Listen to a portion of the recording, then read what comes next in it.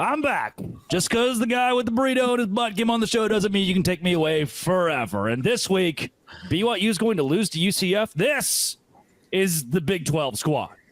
Time for that long intro again. You're talking ball with the Big 12 squad.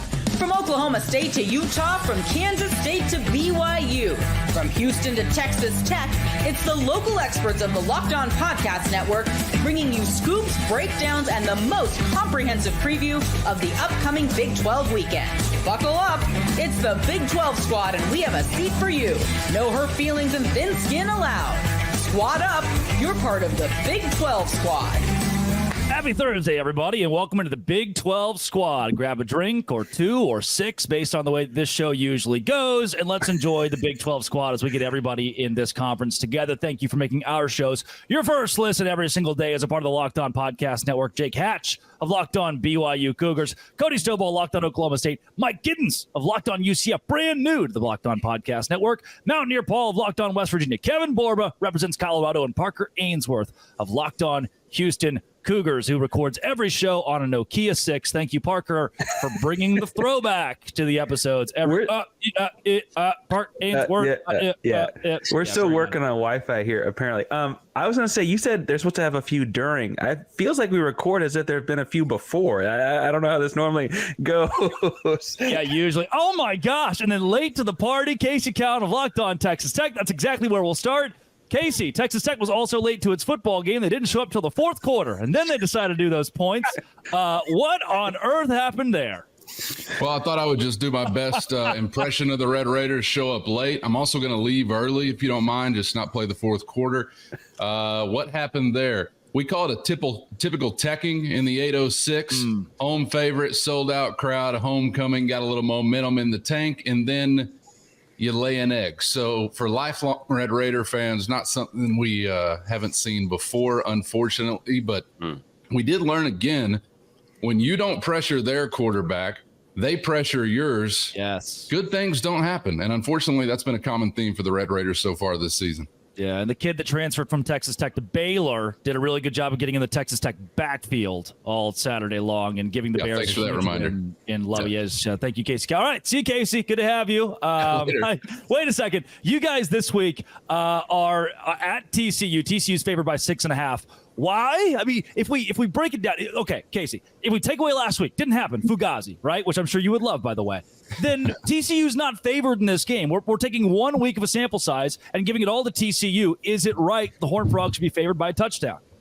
I got to be honest with you, even if Texas Tech was able to win a game last week against Baylor, unless it was like in blowout dominating fashion, I don't know that I'd be surprised to see the Horned Frogs favored over the Red Raiders. Tech has been bad on the road. Under Joey McGuire, we were ecstatic to get the win over Arizona, which doesn't look quite as exciting as it did at that time, given what the Wildcats have done since. But just a road win in general, something that's been hard to find. And I really just feel like through the early course of Texas Tech's schedule, there was a whole lot out there still to be learned about them, even though you're finding ways to get wins.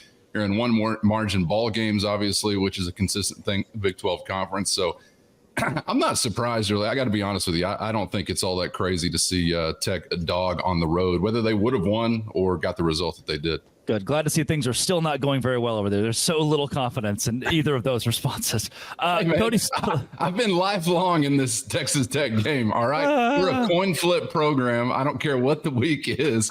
Flip the coin. We'll probably do something insane as far as a win as an underdog at some point in the year, but this is the way it goes in the 806. Being a Red Raider ain't for the faint-hearted.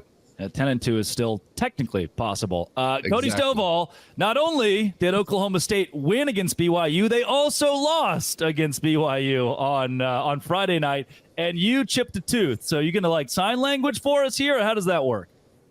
No, I'm voice still works. I'm gonna figure it out here. At least I can say the pain that I've felt watching Oklahoma State this season is pretty comparable to the pain in my face right now. You know what? You are right. We finally found a quarterback just to lose him. But I told the dude, if you try to stiff arm the turf, you're probably not going to win that battle 99 times out of 10. Yeah. I don't know. Wait, what's time out. happening Math. right now, 99 times out of 10? 99 Oklahoma times. math. Oklahoma Yeah, math. that's Stillwater America math. All right. And Chris Level sent his daughter to that school. I don't know how. Well, mathematics, it's not necessary, okay? We know how to farm. We know how to golf. We know how to run cross country, and that's good enough in my book, buddy. Wow. Jake Hatch, your football team lost on Friday until it didn't anymore. What even was that? Pretty incredible stuff, all things considered. BYU absolutely pulled a rabbit out of a hat.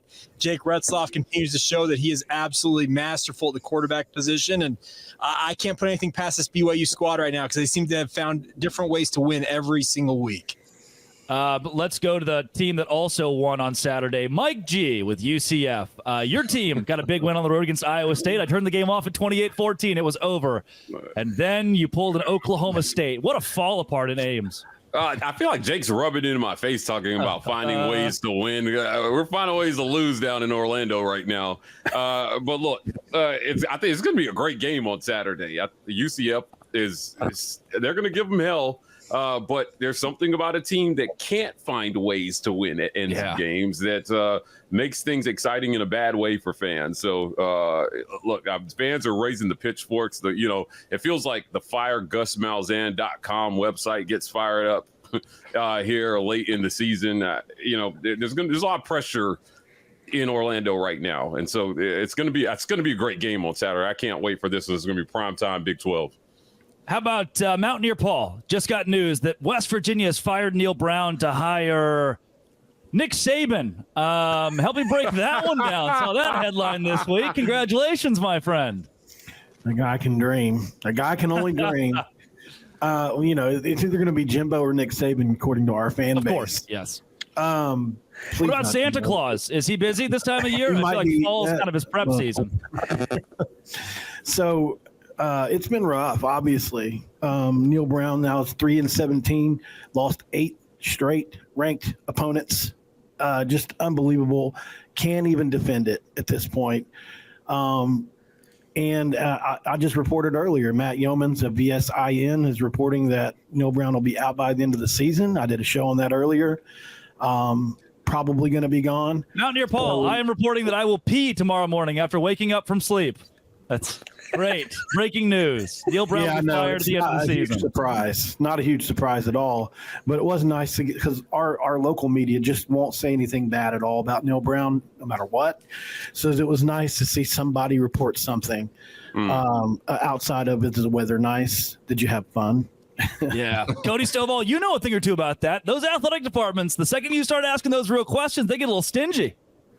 Yeah, they don't take too kindly to you putting out stuff that goes against the approved narrative.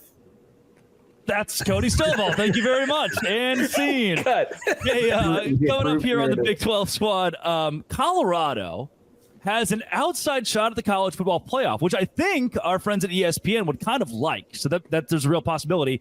And 100%. Houston has an outside shot at the college football playoff in 2036. This is the Big 12 squad show. More on that when we come back.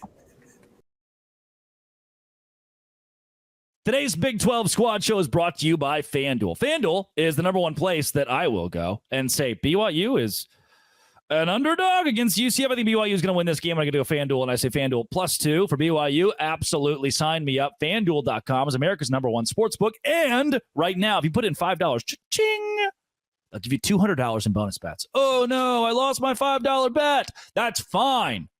You still get $200 in bonus bets. And that's the best part of FanDuel. And in the middle of a game, you get a hunch. You can go make live bets based on the stats and the play-by-play that they also give you on FanDuel.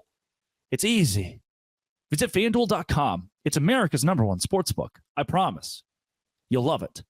FanDuel.com, official sponsor of the Locked On Podcast Network. Visit FanDuel today. Back on the Big 12 squad show, Kevin Borba. Deion Sanders is football coach and winning football games. And now, still a Big 12 title hope alive. Yeah, I think Colorado has really shown that they could play complete football. They surpassed the 4-win threshold, which was kind of their demon that they needed to exercise after last year. They lost 7 out of their last 8 games last year and ended up at 4-8. And now they look like they could be one of the best teams in the Big 12. And today, Deion Sanders, he dropped 2 stats for us that I thought were pretty funny. It was back-to-back 27-point road wins for the first time since he had a Jerry curl. And then it was also the first time that they forced 3+ turnovers in 3 straight road games since Moby Dick was a minnow. So Colorado's defense is really, really on another level right now. They lead the Big 12 in sacks. They lead the Big 12 in turnovers forced. And it's kind of this weird thing where if you hand the ball off to a running back, it does open things up for the passing game as well. And so who knew that not throwing the ball 70 times a game would work out, but it's working out really well for the Colorado Buffaloes. I think someone probably was like, hey, Deion, I got an idea this week. You know, we have like 7 running backs there. Would you like to just use any of them? And Deion was in. Mike G, you and I did a crossover episode this week where you said Colorado has an outside shot at the college football playoff, maybe even with an at-large question mark? Yeah, look, they want Colorado in this playoff. Kevin, they want y'all in the playoff. So get ready, buddy. If Colorado wins out, and what Drake and I talked about was a scenario where, look, you not playing in that Big 12 title game might be a kind of a blessing because you don't have to risk getting that 3rd loss, and you can sit there and let BYU and maybe Iowa State battle it out. You win out, and then, bam, you're sitting there just primed to go to the playoff. Prime, nice, well placed. Hey, welcome to the show, Mike G. Gonna get it. Yeah, I look at the rest of Colorado's schedule, and I honestly don't see a game where I'm not confident in them to win this game. Right? They have Cincinnati on deck. Who is Kevin Borba extremely loud for anyone else? This I'm is sorry. just he's getting great. a whole lot of Borba, man. This guy's confident in the Buffs. Am I good now? Sorry, new mic. Good now. No, New mic. louder, more cowbell. Sorry, but Cincinnati, not that good. Texas Tech, I mean, sorry, Casey, but who knows what you guys are. And then Utah, JT Wisherstill's not here, but Utah, I think they look like they play football in the 50s. They can't throw the ball forward. And then Kansas is terrible. And then Oklahoma State. No offense, Cody. You guys aren't that great. So that's a nice stretch. Hey, how dare you talk about Utah like that? All right. Look, there are over 6,000 languages in the world. Wow. But Kevin has chosen to speak facts, guys. Look, these guys, I 100% agree about this schedule. It's manageable. I mean, I think it's what it boils down to. Take all the rhetoric out of it. That schedule is very manageable for them to win out. They just can't have any mental lapses down the stretch, right? Yep. So Shedeur Sanders, one of the best QBs in college football. Travis Hunter, he was, he's been my front runner for the Heisman this whole season. People were high on Jalen Milroe. I just was like, no, I think we're going to see him falter here. Travis Hunter, the one defensive and offensive player of the game. I think he's on the ticket for the presidential election in a month. This guy is dynamic. I would vote for him. I would vote for him. I've watched his TikTok lives. He has great politics. I love his thoughts on taxes. Parker Hainsworth of Locked On Cougs. You guys were back until speaking of, your internet connection is stunning. I can hear you perfectly, but I could never understand what you look like. This is like you're like a Guess Who character, like a muffled Guess Who character. Parker, do you have warrants? What's going on? My mom said I had a face for radio, so I guess that's the way it goes. You don't have a face at all right now. I think Kevin talks about the Buffs having a chance to college football playoff because they don't have to play the Cougs, right? Kelvin Sampson's got a great program. Oh wait, this is football season. I will say that I think that the biggest thing Houston's got going for them is it sounds like the quarterback might be healthy again this weekend. It really sucks to feel like you figure out just that part of it out and then he gets hurt and then you have to go back on your decision. That's never a fun situation to be in. Kansas City did not treat us very well. We looked like a little too much barbecue or something. But the offense was pretty anemic and slow. But y'all seem to all be fairly down on Utah football, and JT's not here to defend himself. So I'm going to say that's a good sign? ? Yes, thank you, Parker. The one time that the Houston guy can rag on Utah, who would have thought? This is the Big 12 we live in. Also, who would have thought that Baylor? Who would have thought that Cameron Stewart would show up on the same night that the Boston Celtics are hanging their banner? Good. I'm glad you get to watch it. Cam, your team won this week, but more importantly, going into a matchup with Oklahoma State on Saturday. What in the hell is this? Baylor has scheduled a stripe out the stadium. Guys, check this out. Every third section, green. Wait, I thought the green were just the empty seats. Is that not how that works out? Every second section looks like gold, unless you're in that middle row of seats, at which point you're green. I just imagine explaining this to your grandmother, that this is the stripe out that Baylor's going with. Cam, can you give me any sort of reprieve? No, I mean, there's no even clever joke about it. It's just bad. Like, it's just hard to understand. And they haven't even they've tried a regular stripe out like every year, like a normal stripe out every other odds and evens. section. The odds are green, the evens are gold. Right. And it's never worked. And they've tried gold outs, they've tried green outs. Literally the only thing that has worked is a blackout. The only thing. And then they're just like, what if we try striping it, but just differently? It feels like it's robbing the momentum we've been waiting for a year and a half after that Tech win. And then that needs to stunt it. Knowing Cam Stewart would be there in the press box, there at the very bottom in all black funeral attire, Cameron Stewart, the Baylor press box, is dressed out very appropriately with the most complex evens, odds, prime numbers. By the way, they're gonna wear black on Saturday in the most confusing promo I think I've ever seen. Coming up, let's preview a bit more on this week because we got so much coming up in the Big 12. This is the Big 12 Squad, where you're going to get a bunch of stuff from the Big 12 Squad. If you're not on your second drink by now, good luck on the Big 12 Squad. Guys, you ever feel like you need a little boost in the bedroom? It's time to stop worrying about your performance and get HIMS. That's HIMS, so you can feel confident knowing you can get hard and stay hard whenever you're in the mood. HIMS is changing men's healthcare by providing you with access to affordable sexual health treatments and from the comfort of your own couch. No insurance is needed, and one low price covers everything from treatments to ongoing care. With hundreds and thousands of trusted subscribers, HIMS can help you find the ED option that works for you. Start for free online. Visit today at hims.com/lockedon. That's HIMS.com/lockedon for your personalized ED treatment options. hims.com/lockedon.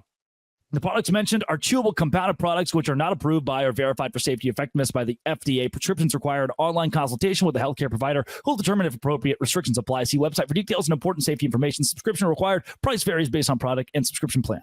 Welcome back to the Big 12 Squad. We lost Cameron Stewart. That was all that he wanted. He wanted no business when it comes to Oklahoma State this week. Cody Stovall, do the Cowboys bounce back and get their first Big 12 win? They're 0-4 in conference play. No, because Alan Bowman is back to being our quarterback. I mean, it doesn't take rocket science to figure out how to stop Alan Bowman. Everybody in the country knows how to stop Alan Bowman, and it's a byproduct of also being able to stop Ollie Gordon.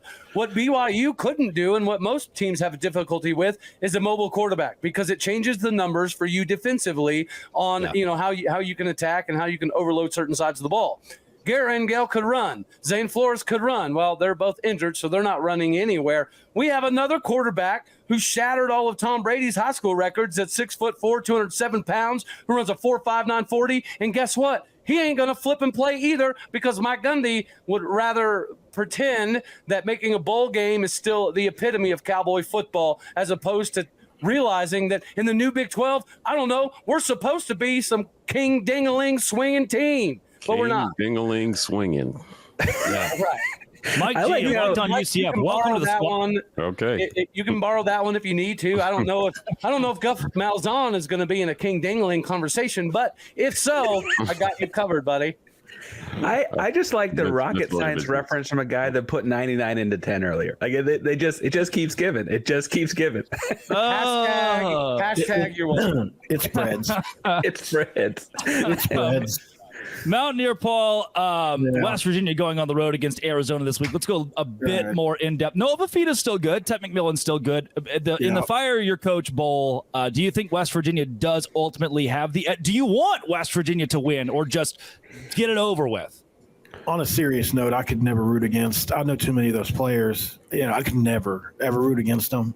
Would it possibly benefit West Virginia if we lost from a fandom perspective? Probably. I think it would probably push Neil out the door a little quicker, but I don't think anybody's rooting for that. Do I have confidence that we'll win the game and be able to stop Ted McMillan, who's a top 10 pick? Absolutely. Not really. I think Jordan Leslie has proven that he knows how to have an above average to elite front seven and an absolutely just 130th ranked back end. And that's how it is almost every year. And I attribute that to the defensive line coach and linebackers coach at West Virginia being good and nobody else being good back there. So unfortunately, they thought it was a good idea to not hire a safeties coach this year. Yeah. And that has definitely sown its dividends. So what I hear is going to happen is that they're going to then hire our offensive coordinator, Kevin Barbay, as their head coach and help us out too. So I'm rooting against West Virginia, or I'm rooting for them to lose as well, because that would trickle our way, right? That's the episode. That's how it's going to work. Well, when they said earlier, when they talking to Borba and said that they ran the ball a lot, I thought about Dana Holgerson and how he probably spilled a Red Bull while thinking about people running the ball so much. Probably not going to be happening a lot in this game. He loves his Red Bulls. Parker Ainsworth, you're going to tell me why Houston will beat Utah, but not yet. We're going to get there because I'm excited for it. We'll go to Kevin Borba. Kevin, quickly, will Colorado struggle with Cincinnati?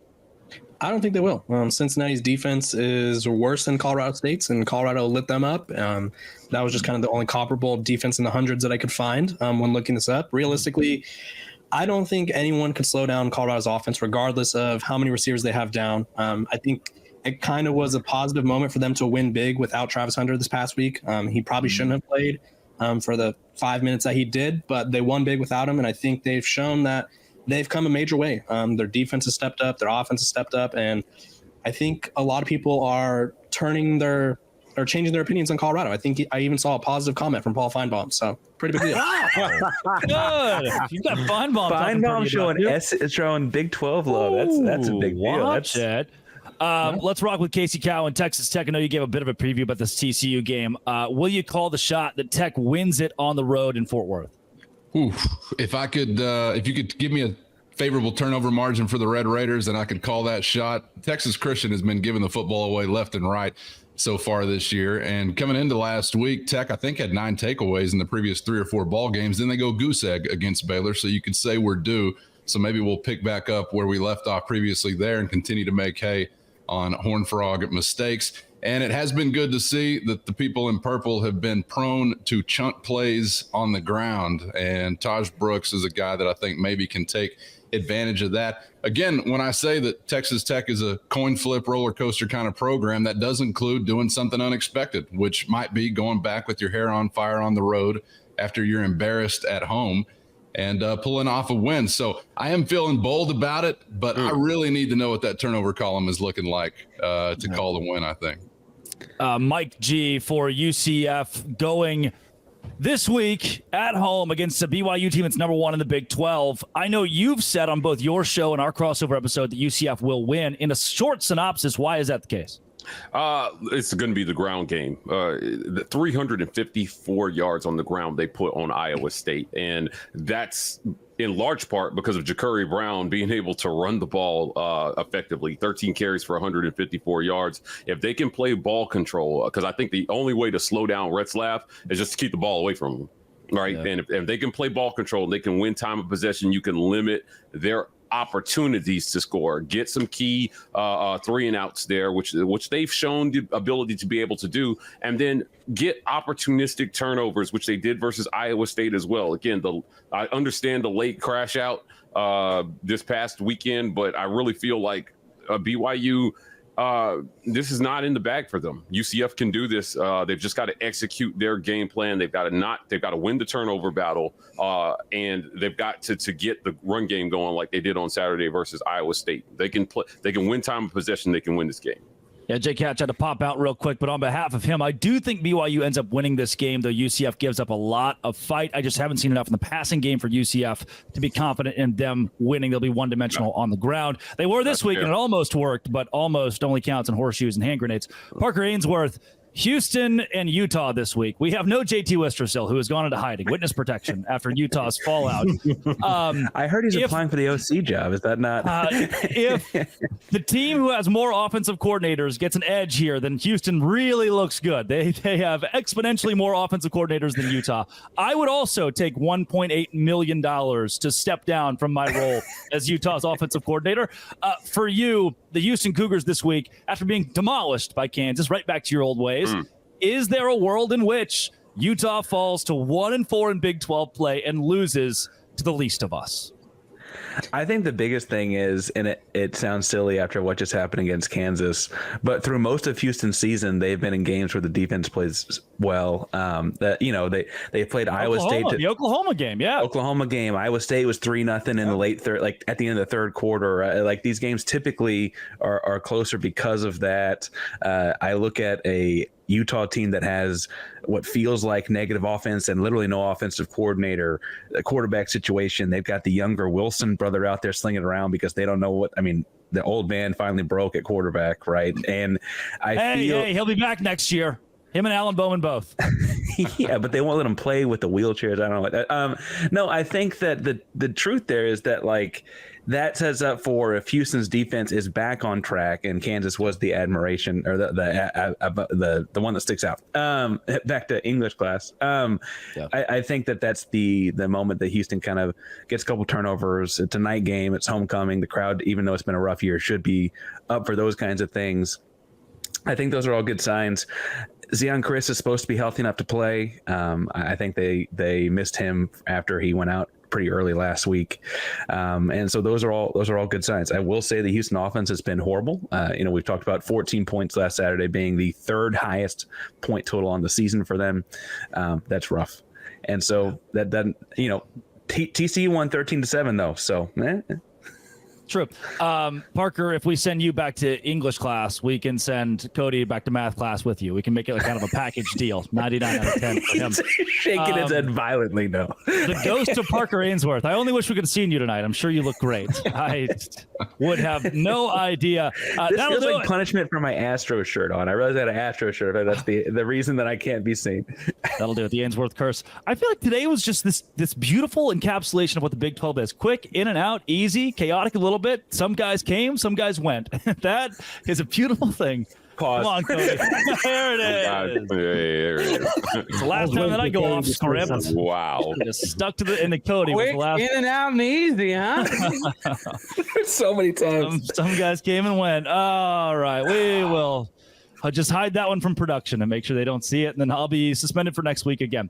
Follow and subscribe to your favorite Locked On Big 12 family of podcasts, and we'll be covering your favorite team every day throughout the season. And don't forget, you'll be covering the entire conference every day with Locked On Big 12. Part of the Locked On Podcast Network, your team every day. This has been, and it always will be, from Cody Stovall to Parker Ainsworth to Kevin Borbra and Mike Giddens and Casey Cowan and Mountaineer Paul. Locked On. Thanks for making it your first listen every single day. The Dose Grande Squad.